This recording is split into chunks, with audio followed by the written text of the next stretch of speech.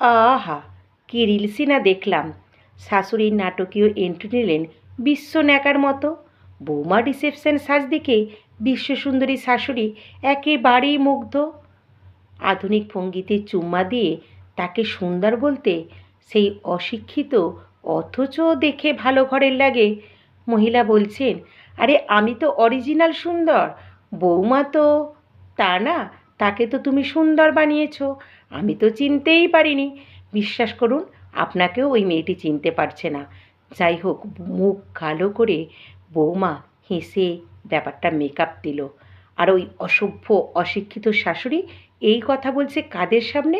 না, বাইরের লোকদের সামনে, যেখানে আধুনিক চুম্মা ক্যামেরাম্যান ও তার হেল্পার আছে সেখানে।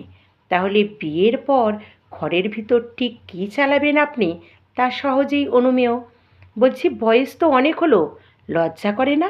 আপনার মনের থেকে আপনার ছেলের বউয়ের মন হাজার গুণের সুন্দর। ওর জায়গায় আমি থাকলে আপনাকে বুঝিয়ে দিতাম আপনার জায়গাটা ঠিক কোথায় হওয়া উচিত। এটা শুধু অত্যাচার, অসভ্যতা নয়, একটা মানুষকে তার নরম জায়গায় আঘাত করা মানুষ খুনের সমান অপরাধ।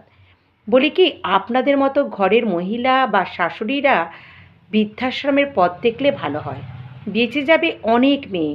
এই জন্যই মেয়েরা আপনাদের সাথে থাকে না, বুড়ো বয়সে বৃদ্ধাশ্রম জটে। তাই নিজেরাই চলে যান, কারণ আপনারা শুধু বধূ নির্যাতন করেন। এই যদি শুরুর দিকে নমুনা হয়, তাহলে কী খেল আপনি দেখাবেন এটা তো বোঝাই যায়। আপনাদের জন্যই মেয়েরা প্রতি পলে পলে মরে। আর দোষটা ছেলের কান ভাঙিয়ে ভাঙিয়ে ওদের সংসারটা ভেঙে দিতে দ্বিধা করেন না। যদি অতই অপছন্দ, তো বিয়ে হতে দিলেন কেন? নাকি প্রচুর টাকা দেখে বিয়ে দিয়েছেন?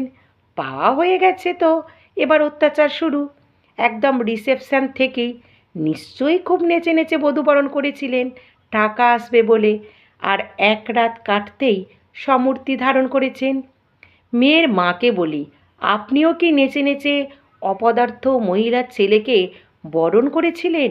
সাধ্যের বাইরে গিয়ে বোধহয় প্রচুর টাকা উড়িয়েছেন। দেখুন কাদের হাতে মেয়েকে দিলেন। সেরকম হলে মেয়ে তো অ্যাবজিউংয়ের দায়ে এই শাশুড়ি পদার্থটাকে কোর্টে গিয়ে হাজির করাবে। আবার বলতেও আসবে না যে এটা ইয়ার্কি।